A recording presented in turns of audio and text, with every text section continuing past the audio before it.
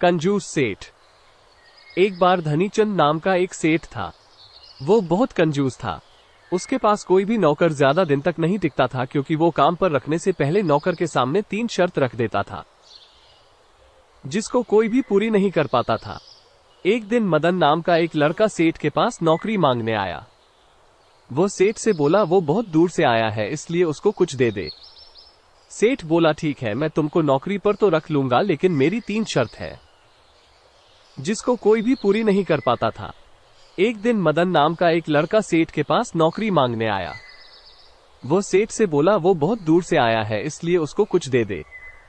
सेठ बोला ठीक है, मैं तुमको नौकरी पर तो रख लूंगा, लेकिन मेरी 3 शर्त है। मदन सेठ की सारी शर्त मान गया। सेठ बहुत कंजूस था। वो मदन को गोदाम से भारी भारी बोरियां लाने को कहता और दिन में केवल एक बार ही सूखा भोजन देता था, जिससे वो दिन प्रतिदिन कमजोर होता जा रहा था। कुछ दिन तक ऐसा ही चलता रहा। एक दिन सेठ की बीवी ने उसको भोजन में बहुत कम रोटी दी।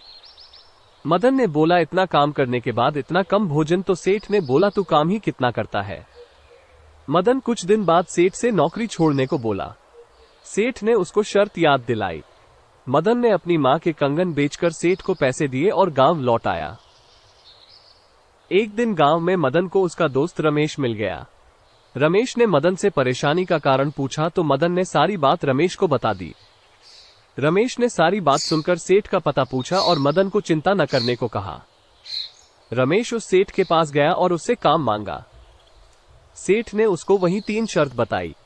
रमेश बोला सेठ जी, मैं तो आपकी 3 शर्त मानने के लिए तैयार हूं, लेकिन आपको भी मेरी एक शर्त को मानना होगा। यदि आप मुझको नौकरी से निकालते हैं तो आपको मुझे 1 साल की पगार देनी होगी। सेठ ने सोचा ऐसी नौबत नहीं आएगी और उसकी बात मान गया।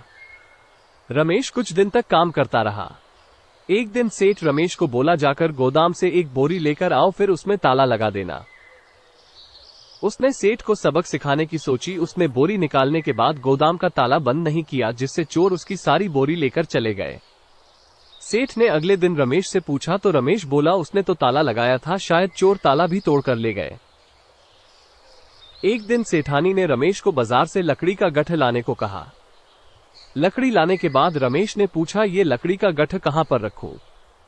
सेठानी ने गुस्से में बोला मेरे सिर पर रख दे।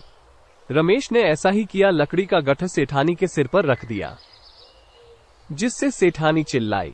सेठ ने रमेश को नौकरी से जाने को कहा। रमेश ने सेठ को शर्त याद दिलाई। सेठ उसको पैसे देने लगा। तब रमेश ने सेठ को सारी बात बता दी कि वो अपने दोस्त मदन का बदला लेने के लिए वहां आया है। उसने सेठ से मदन के पैसे लौटाने को कहा।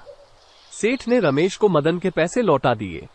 रमेश ने गांव आकर पैसे मदन को दिए, जिससे मदन बहुत खुश हो गया।